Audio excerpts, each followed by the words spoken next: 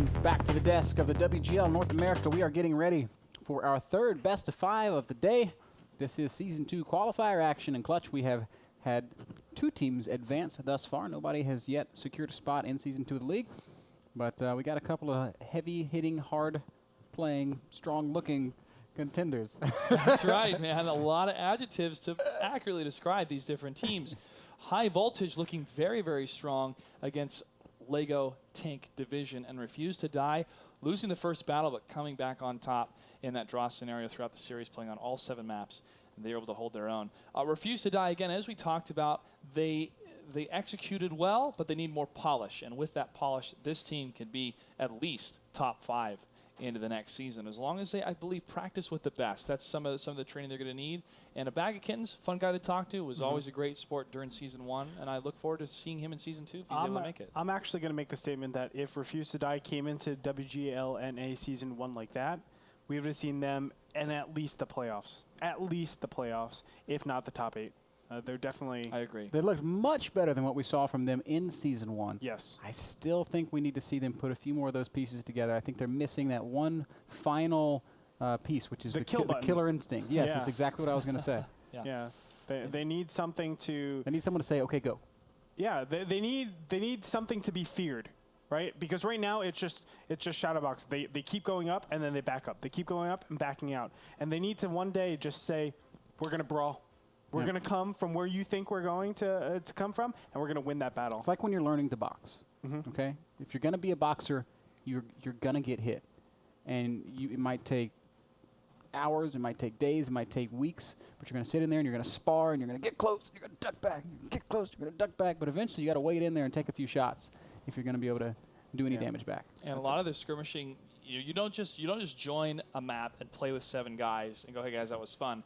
You go, let's focus on brawling. Let's focus on 3 and 2 positioning of our heavy tanks across the map if need be. Let's focus on these specific things like you do in almost any sport, especially football. Let's focus on the screen. Let's focus on this audible in order to get that honed in. And yeah, Refuse to Die needs that, but I'm looking forward to see what the Black Watch and Simposaurus Rex are going to offer here to the qualifiers, because I don't know what they have to offer.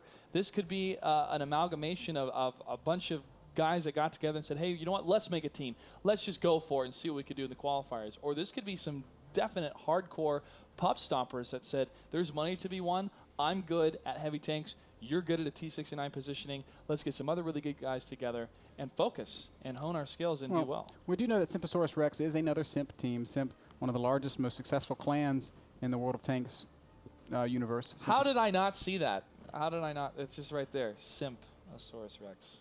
Sorry. And last season, I think they combined, Center combined 5 teams into WGLNA Season 1. Simp Main, Simple Tankers, Simplistic, and River of Blood, also a Simp team. Yep. That's 4. That's not 5. Well, now it's 5. Now it's 5. And now it's 5. Possibly. And all if those Simposaurus Rex can qualify. No, that would make it 6. How so? One of the, not only Simplistic, but another team, I forgot which one now, was Simp Main, Simple Tankers, Simplistic, River of Blood. And there's one of the ones that qualified yesterday. I don't know. I heard it today. Game Rukil over? said it. I'm not going to. No. Okay.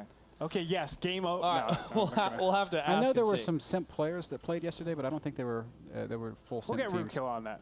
Rukil. Yeah, we'll put our lead Simp statistician on the job. Oh, when it comes to representation of American clans, SIP is one of the top ones. I mean, they are, I believe, the biggest clan out there, at least one of the biggest. There are several large clans out there, but Simp is probably one of the most large, active, and well-recognized dominant clans out there. Well represented. They're very well represented in season number 1. And one of the things about Simp is the leadership of Mac G, and this was mentioned when he won MVP for season 1. So many people came to me and said, I completely agree with him winning, because he doesn't take a percentage of gold when their team wins as the leader. He just dishes it out to everyone. At least that's what they told me. And everyone respected Mac G. They appreciated his leadership, his decision-making, and it all fit to everyone that he would win the MVP award. Yeah. Recently, Mac G and I and a couple of the guys went out to watch a movie called Kick Butt 2. You guys might know about Tofu and- Smurf one of you guys? Yep, Tofu Smurf was there, and he told me that movie was awful. And do you know what I said from that? I said, "Thank you, I Mac hope G." you said Tofu Smurf, you're dead to me. No. Mac G said that. Oh. Oh, And wow. I said, Mac G, thank you for being unbiased because it was a terrible movie. Oh, I haven't seen it yet, but I did see Tofu Smurf. That's how I know Mac at G. PAX, and he had a great time. Mac G just calls it as it is. He doesn't well, sugarcoat anything. especially when he's focused. If he's dead Oh, in yeah. the game and he calls it as it is, Simp will win. What was the percentage? 70% of the time? 60% of the time? Yeah, 70% of the time, when they lose, he dies. He doesn't die at all. Yeah. They leave him He doesn't alone. die at all or he doesn't die first. Yeah. If you kill him, then they have a ridiculous win percentage. So you want to keep Mac G alive. Keep if you Mac ever G against him. alive. But Yeah. It's like some weird like It's like Obi-Wan. RPG buff where Yeah. when Mac G dies, buff team with plus 70% win rate. If you strike me down, I shuld become more powerful than you could possibly imagine. That's exactly what happens. he with is. Mac G. He is. He's the Obi-Wan. All right. Well, we are just a couple seconds away, I believe, from at least no, we got a little bit more time here. Map's gonna be on Ensk, and Some very interesting tank selection an shaping up here 152 from the Black Watch guys. We're seeing T-29s, SU-152s. We're seeing some. Basically, we're seeing 6 tier 7s. Yeah, it's kind of crazy because the T-29 line is so bad, right? No, it's not bad at all. And the T-32 is actually a slimmer and better T-29. You know, have you ever played the Korean map yet on Yeah. one of the tanks? I was playing it, I think, for the second time with the T-29, and there's this pathway and then a mountain to the north side. And in the T-29, I started going up the mountain slowly, very slowly, but nobody caught me off guard. And I went to the top of the mountain on the path and swung around, and there were 3 enemy tanks there, and I just started unloading on them. And they're like, "Oh, man, that was the greatest flank ever." And said, "Thanks. I'm still learning the map. It was just a shot in the dark, but it was a lot of fun." I did the same thing, but with my IS-3, and I dealt more damage. Yeah, I'm just kidding. cool story, bro. I'm just kidding. No, that's awesome. No, But- I really like the T-29, but it took a while to adjust to how to play it. Yeah. Especially the T-29, the T-32 line, even the T-34 premium tank. What do you guys think in general about tiering down a little bit? The T7s, some people are saying like, oh, maybe it's worth it, but let's be honest, a lot of teams are saying, no, the tier 8s are 10 times better. What are your thoughts on that a little bit? Penetration. It all comes down to the penetration that different shots can do, and that's going to, for me, the number one thing between a tier Sure. 8 and a tier 7. Okay. Hands down. Well, ladies and gentlemen, we're going to step into game number 1 of match number 3. Again, Black Watch versus Simposaurus Rex. Let's go ahead and get into Ensk.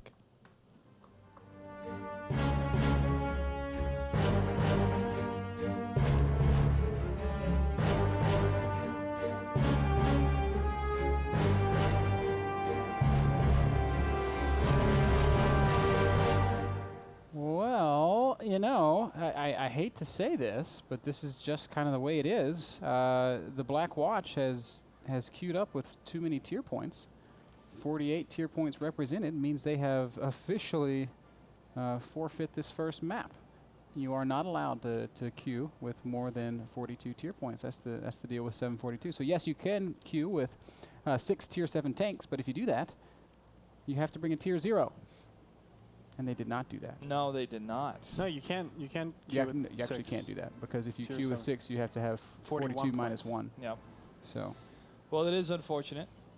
It is unfortunate. well, I mean, I don't think we have to. We can sit here and watch what happens unless everybody realizes what's up and they're just going to drop. I'm waiting for some word from an administrator, but the official ruling is that, or the rule book states that this should be a game 1 forfeit in favor of Simposaurus Rex. Is that a large 2 from season 1? Yes, that is a large 2. Also, guys, Simposaurus Rex is the red team here. Black Watch is the blue team. So that is incorrect on the scoreboard. But I am quite certain that 48 tier points is too many. Yeah, you've done the math. That is 6. 3 plus 3 is 6 more. So, like you said, Ben, we're just going to wait out the admin to contact us to tell us, yep, that is correct. But I want to mention there is a tank destroyer on the field, the You 152. 152, which have not seen that much play in the American side for World of Tanks. But let's go ahead and take a look at this beautiful tank. And there it is. There it Behind the is. bush. There she blows. Yeah, but That's Bush, and that is Tank. and there's an owl, if you didn't hear that on the game sound. That was really cool. But the positioning right here for this tank destroyer completely locks down any approach coming from the north on the east side.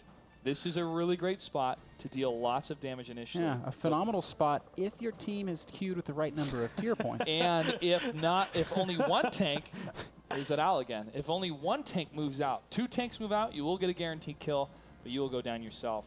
And if it is not a high roll, or if it is a bounce, that could be really, really bad, Hey, especially to start to Come push to it. my screen real quick. Look at the graphics in this game. My goodness.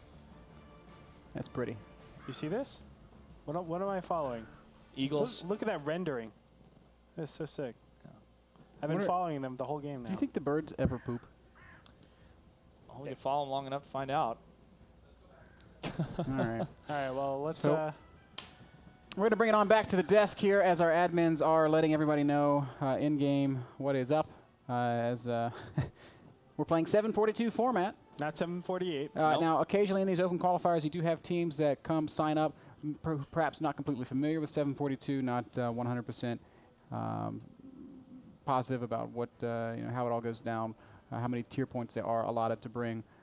Some of these teams probably spend their time playing in clan wars and skirmishes and things like that, where it's just bring however many tanks you want of a certain tier, not a limitation, and the stipulation that you probably have to bring a couple low-tier tanks as well. So we're going to just make sure that that message gets passed on to everybody participating in this particular match. For now, I think we have no choice but to wait out the game timer as we are trying to Get out of the as game. we are trying to get everything passed along. We're going to kick it into a very short break. When we return, it will be battle number 2 with Simposaurus Rex leading 1-0. Guys, please don't go anywhere. And welcome back to the desk, where the Black Watch did venture beyond the wall, where they are allowed to bring more than 42 tier points, but on this side of it, you are not. You know you're not, man. Ventured outside the wall. It's a bunch of wildlings there. Oh, they know nothing. Sorry. So, unfortunately, I wanted to see the SU-152 in action, but let's see if they actually bring it again. It might come back. It might come back, as we are still waiting for the Black Watch to choose the next map. It has to be next map, right? We cannot play on Ensk again. So, with that in mind, Greetorp, I want to further expound a bit on the moving down to the tier 7s, because we actually saw a couple times a WZ-131 being chosen, and then Bison because of the tier 2 to tier 3 point difference, and really didn't pan out very well with the execution. Do I still think it could be a viable strategy? I don't know, because the performance of artilleries has yet to be proven because of time and the investment with these different teams. I would like to see it, though. The problem with doing that, though, is that it's so much easier to reduce the damage of those tanks, right? Like, you might come with an IS which has just about one more or one less shell of hit points than the IS-3. But what you're actually suffering is a little bit of pen, right? It's about 20 pen or so. And you are suffering, like, well, what is that one extra point really going to get me, right? Yeah. I can do a T2 light, not really that worth it, right? T2 light, sometimes it's going to be brought for having that overmatch against the T1, but still they can be taken out pretty easily by other T8s. Even So- a lull tractor. Yeah, exactly. Like there's a lot of ways to go ahead and kill that T2 light. So you can't really empower anything else with that extra tier point. Now you can say, let's go tier 7s for everything, but you know, the Russian line is one thing. I think the difference between the IS and the IS-3 is very, very small. But as you look at the other ones, the 131, I think that actually kills you a lot more just because of its health pool that you have. If you look at something like a T-71 over a T-69, that is a dramatic difference. Yes, it's 6 shots from the T-71, but it's 840 life. It is so brittle. Seriously, you flick that thing and it's taking damage. So when you look at all the other classes, all the other nations, I don't think the tier 7s stack up nearly as well as those tier 8s. I think it's very true, and that 1 point difference can mean so much when you stack up the potential differences of so many different scenarios. But guys, Jumbo Sherman, tier 6. Yes. Now we're talking about something where we can do something. This is one of those outliers Yes. where you have a tank that has like tier 10 armor on the front and not anywhere else. Would you rather use the howitzer or the 76? It doesn't matter. You have infinite time. If you're doing 25 damage per shot, it's okay because you'll never die You'll never die. with proper positioning. Okay. Yeah. All right. I would actually choose the 76. I would choose that derp. Yeah. Because as much fun and awesomeness you will have if you need to land that shot against some T1s capturing your base, I'd rather have a faster reloading 76 than a slower and less accurate derp. Well, let's compromise. Let's go 4 derps, Okay. 3 76s. Okay. Yeah. There we go. I Solved agree. I actually Solved it. want to No do stars is going somewhere, guys. that. This time I want to play. We'll have somebody else commentate. But it was a lot of fun to watch you guys, and even the TOG match after that, which was a special surprise. But that was really neat. Even the death race was a lot of fun too. Really enjoyed I'm it. pretty sure we can blame everything on Rootkill, though. Rootkill had some crazy strategies, and none of them worked every single time he called. Yeah. Who did lead the no stars? Junior. Junior did. When Junior led it and came up with the strategies, we crushed. 100% win rate. That's what I'm going away with. The 2. 100% win rate. Poor No Ruko. stars. Well, Rukill, you guys can catch more segments from him and a lot of how-tos with Ru as he shows you some of the different tips and tricks to learn some of the ins and outs of the games. Plus Greed Torp as well, man. You're working on some more segments for season 2. The Torps Tank Tactics. Tactics. Yeah. TTT. Say that 3 Torp times tank fast. tactics. I'll be doing some more garage segments. One of the tanks I'm working on right now is the AMX 1390, which we see a lot. After that, I'll be working on the WZ 132, which I'm really a big fan of. And it's actually because of the traverse speed, the highest value for traverse speed in the game, and also its turret traverse speed, which it can switch targets pretty fast and get that surround pretty fast. And I actually want to play that tank a lot more to see how different members of different teams can counter it compared to the AMX 13100, or the AMX 1390. You know, Fulcrum is very vocal in saying they don't like the WZ 132 or the Chinese series 131, 132. What are you guys' thoughts on those? I prefer 1390. I think 1390 in the hands of a skilled player is always going to outperform a WZ 132 in the hands of an equally skilled player. Really? Mm-hmm. No matter what map? No matter what map. Okay, that's one thing, though. But what if you maximize potential on both tanks? I think that well, it depends on if you mean maximize potential of an individual or maximize potential of a team. No, maximize potential on that 131, 132 overall. Just like who's going to, or what tank has a larger influence, assuming perfect play? Again, I'm gonna go 1390. Although my one sticking point here is the turn radius of a 1390 is a little bit slow, so it loses some in mobility. And I love high mobility play, but I think that's something that you can account for in the hands of a high skilled player who understands the limitations of his tank. I'm gonna stick with the WZ 132 because of its accurate on the move fire. But yes, I will acknowledge because it's not an autoloader, that's one of its biggest cons. And it could be a completely equal match, but that's what I'm going to stick with for now. I could be proven wrong with more research that I do. So you're saying not being an autoloader is a con? For going up against another autoloader, it can be. Well, it's such a it's an But interesting IS-3 and dynamic. T-32 are both I not know. It's a autoloaders. very interesting dynamic. You know, it's Yeah. like I think something that we haven't seen really explored is high alpha tanks like running 5 IS-3s. You know, it sounds so silly because they are going to lose over time in these long drawn out firefights. But if you can alpha somebody down, well, that's interesting. Yeah. So who knows? 4 IS-3s guarantee a kill. I Yeah. mean, that's awesome. So anyway, steps to our next map. We'll talk more about our crazy theory craft when we get into game. Let's do it right now.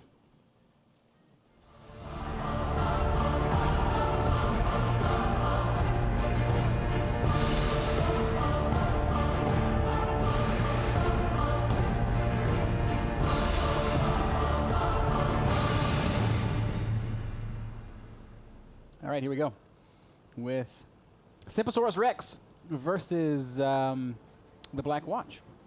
And Simposaurus Rex, the red team, with A Large, Mighty Pillow, Fruitcake, Air News and Okeano, a mostly simp team, up against the Black Watch, who have this time brought the appropriate 42 tier points. That's right. The tanks they have brought is 3 IS-3s, a T-69, a Type 59, an L-Tractor, and a T-1.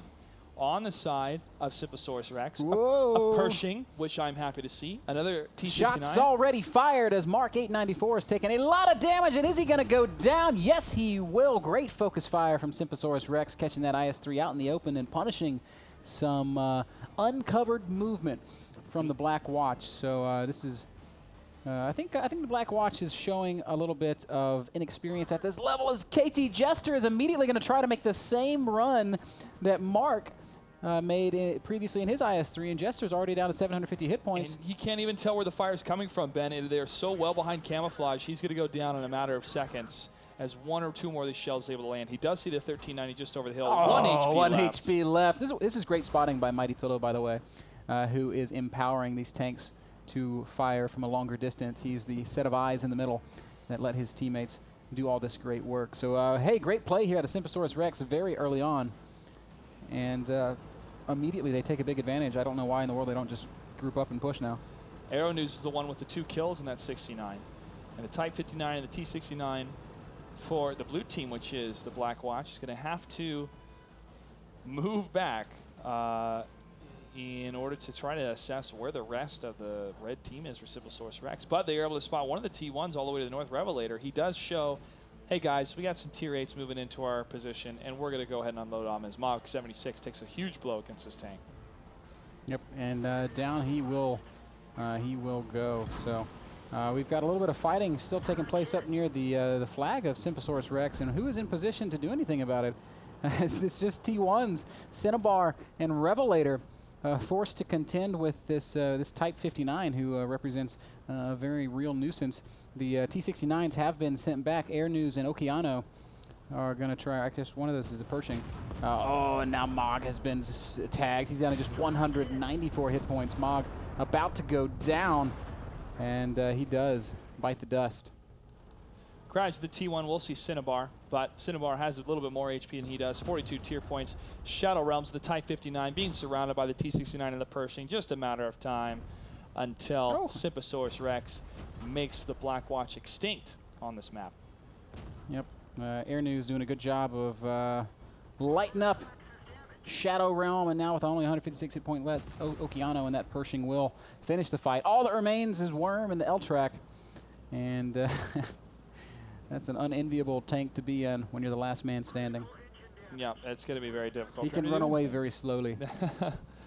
And he's going to pop over this hill. Cinnabar is able to see him in the T1. We'll unload a little bit more. And there's a final kill.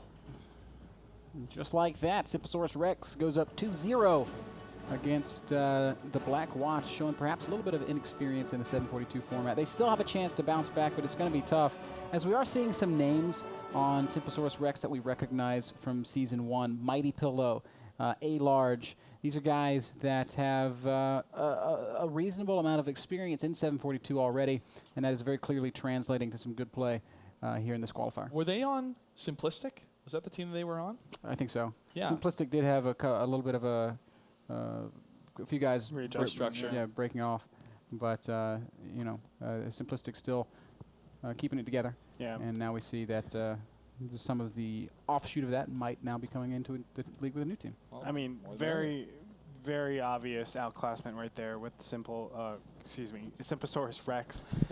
Just dominating that. The IS-3s, they have very poor view range. They're not good in open maps. And of course, you saw, one IS-3 go into a position, just straight up died. And then the other IS-3 said, hey, look, there's a dead tank over there. Let me see if I can go hide behind it. No bueno. No bueno. Looking at the score screen, Mighty Pillow landing, or shots fired 6, landing 5 of them, only 3 penetrations, but because of the distance where those IS-3s were, not all of them were able to penetrate the armor. But one of the tanks, KLT, let me go back to the score screen here, one of the first tanks to go down, and even KT Jester, couldn't see where the tanks were that were hitting him. And because of the camouflage and because of the ratio of how camouflage works, hiding behind those bushes, you're able to land those shots and when get you're the kills. T-69 and 2 of your IS-3s combined for a grand total of 0 damage. Ooh. That's tough. No bueno. No bueno. No bueno. Ouch. Ouch is what that translates to. Looks like Mines is going to be our third map, potentially our final map in this series. We're going to have to take a very short break before we jump into it, guys, but don't go anywhere. We got a lot more qualifier action still to come. Simposaurus Rex, map number 3 against the Black Watch. That's going to be followed by Forgotten Legionnaires versus Brigade du Diable. You said it perfectly. Yeah. I don't think so, but Regada du Diable. okay. Okay. So we're going Spanish, Yeah. not French. Well, it's either French or Italian. Okay. It could be French. Brigada du Diable. I don't know. I don't know. Well, it's Team 1. There's multiple teams of Brigada du Diable. And Death from Above versus Hunter x Hunter. That's English. Our final match of the day. Interestingly enough, Hunter x Hunter made up of some of the old Cazadores players. That's right. That's right. So anyway, we're going to throw to a quick commercial. We'll be right back, guys. Don't go anywhere. Lots more tanks still to come. Desk of the WGL North America season number 1.5. That's right. Qualifiers are underway to determine which two teams will join us in the Season 2 group play, which will be happening later on this month. And to confirm, Brigada du Diable, which I cannot do in a French accent at this time, is in French. du Diable? Not bad. That's what happens when Todd lives with you for a while. Yeah. Hang out too much with Stefano. Yeah. Brigada du Diable? Yeah, I sound too much Just like... get as nasally as you can and try to sound obnoxious. Okay. Are you going to cast some World of Tanks? We are going to cast Just insult entire country. Speaking of French tanks, AMX 1390. I think I did. Oh, man. Let's wrap this up politically correct-wise. If you guys didn't know, the French had some amazing tanks in World War I. But They also make great pastries? They make a great pastry. Yeah. They were so... I keep going Italian every time. They were so... They were so overconfident with their technology. That's why Germany Is there anybody steamrolled else them. we could offend before we jump into World War mines? II. I don't think so. Let's go ahead and jump All right, into let's that. do it. Mines it is going to be.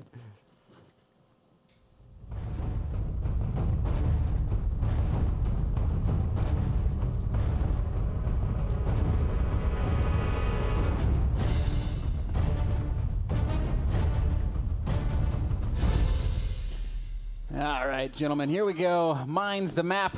Simposaurus Rex leading 2-0 on the back of some great play by A Large, who is rocking that T1 Cunningham here on Mines. He's going to be doing the scout thing. I've always been a big fan of Simp's team logo. Looks really cool on the front of these tanks. Oh. Indeed. Good big red stamp. Just a Military. Confidential, no, it's Simp. Looking at the tank selection, IS-3s, T-69s, Type 59, 2 T-1s. On the Black Watch, IS-3, T-32, T-69, AMX 1390s, and T-1s for Simposaurus Rex. Defensive position with those T-32s. And now pushing on the east side, Greetorp, we see the Black Watch moving in that direction. Well, it's a big east side push, and I don't think Okeano expected that at all. His 1390 got into an awkward spot, but he somehow jukes his way out of there and gets away without even a scratch on his tank. So that's some good driving and perhaps a little bit of luck, as the Black Watch was unable to connect with any of those big and important shots. Good driving Okeano, as he will retreat back to the cover of his teammates. And, you know, Simposaurus Rex doing the perfect reaction here, taking the hill. And when you control the hill and the other team is on the east side, ooh, it gets tough on that other team. Yes, it does. But also one of the tanks on the side of the blue, the light tanks, either Crash or Worm, looks like it's going to be Worm, has spotted one of the red tanks. Moving across, it is Cinnabar moving all the way to the south on the water side, and they are able to spot some of the tanks on the hill. Mark takes 2 big shots, 3 big shots, dropping all the way down to 523 hit points, 296 hit points now remaining, and wow, down to 89 hit points. That's some great T-69 play out of Air News. He missed one of his shots. It might have bounced, but Mark is 1 shot from oblivion, as his IS-3 has just been riddled with holes. Legit taking a little bit of damage here as he's trying to return some fire of his own in that IS-3, but unfortunately not able to have any big connections. The Black Watch is in a really awkward spot down here on this low ground. But too legit to quit from that position, trying to get some more shots across on Mog 76. KT Jester does take some hits as well. Shadow Realm moving to the north side. Try to reposition this flank, but it's not going to be very effective, as Fruitcake for me takes down the T1. And if he does move around this hill corner, the rest of the red team, the rest of Simposaurus Rex is going to be ready for him. Simposaurus Rex already in a winning position, 42 tier point lead. And here goes Shadow Realm moving across that hill. Can he land anything in that Type 59? We'll find out in a couple seconds. The Black Watch has finally managed to round that corner, so they are free of the worst of the focus fire. But it is far from over as we see Okeano catching Shadow Watch out of position. Okeano going to pile some good damage onto Shadow Watch. He's down to 21 hit points. One more shot, and he will go down. Great play in that 1390 by Okeano. Fruitcake for me.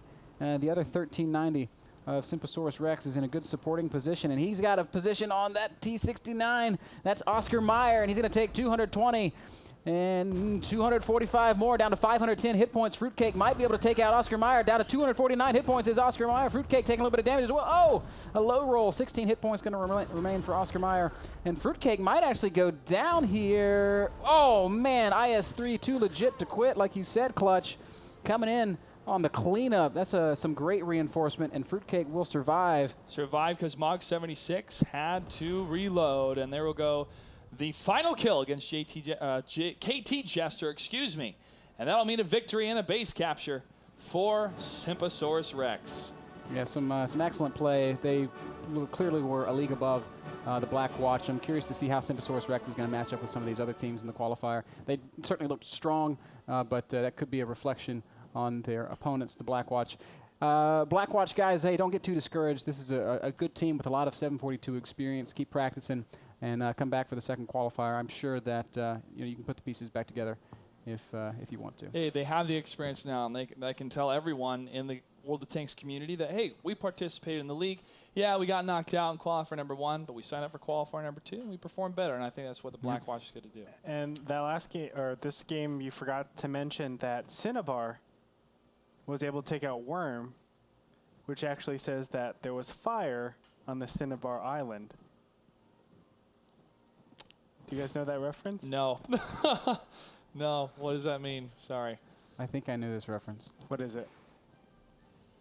People in chat know. Oh, yeah. I'm sure they will. Oh, gosh. Forget it, guys. Sorry, Educate us. Okay, it's Pokemon. Cinnabar Yes. Island is Yes. where the fire gym is, Yes. guys. Yes. Gosh, yes. and that's what they call it in the bottom left, Cinnabar, or excuse me, the island. So if it's Cinnabar's Island, Cinnabar Island fire, okay. Which Pokemon was this? Red and blue? Yeah, the original Pokemon. Okay. Yeah. And it was so it's also where you would go up and down to get the little glitch. Yeah, missing no. Yeah. I watched the TV show. Brock was cool. You know, I also really liked Okeano because of his positioning, but also his name. Because every time you would say it, Ben, I go, "Oh, Keanu," like Keanu Reeves. Oh man, I love this game. I love this player. Big shout out to Legit. He played a big game. 8 shots fired, 8 penetrations, 2,389 damage dealt. That's some phenomenal IS-3 efficiency. Doesn't get much better than that. And of course, we also saw him in the clutch, looking out for his boy Fruitcake up on the hill with the reinforcement. That's a hill advantage, and that's where you want to have that advantage. And when any tank from the low ground tries to approach you, they obviously can't aim up if they're moving so close to the hill. No tank has that type of gun elevation. And remember, yeah, especially the T69, terrible gun elevation. That's not a position you want to be below the mines, below the hill rather. So that just added insult to injury, I thought, with that engagement. Tough turn of events there for the Black Watch. Congratulations to Simposaurus Rex, who move on in this qualifier. Only one team from this qualifier will make it into the league. It's going to be very difficult here in the later rounds. We're going to take a short break. When we get back, our 4th match of the day, Forgotten Legionnaires versus... Brigada du Diable. I still do it Italian. I'm trying to do it French. Brigada du I'll work on Diable? it. Brigada du Diable. There we go. There we We're go. getting there. I don't think they're French. I kind of doubt that Well, they're French. they're team 1. Okay, well, we're going to take a break. Don't go anywhere, guys. We'll be back with some more tanks.